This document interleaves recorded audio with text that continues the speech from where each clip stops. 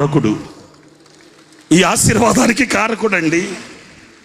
ఇదే గ్రామంలో, ఇదే ఊరిలో, ఇదే ప్రజల మధ్య గుప్పెడు బియ్యం కొరకు సంచె చేతబట్టుకుని ఆ యవనుని దేవుడు దీవించిన దీవెనకు ప్రతిఫలమే ఈ రోజున ఈ సమృద్ధిగా ఈ ఊరిలో, ఇదే ప్రజల మధ్య, ఈ గ్రామంలోనే ఈ విస్తారమైన ఆశీర్వాదం ఆ దేవుడు కలిగించడానికి గల కారణం ఏంటి?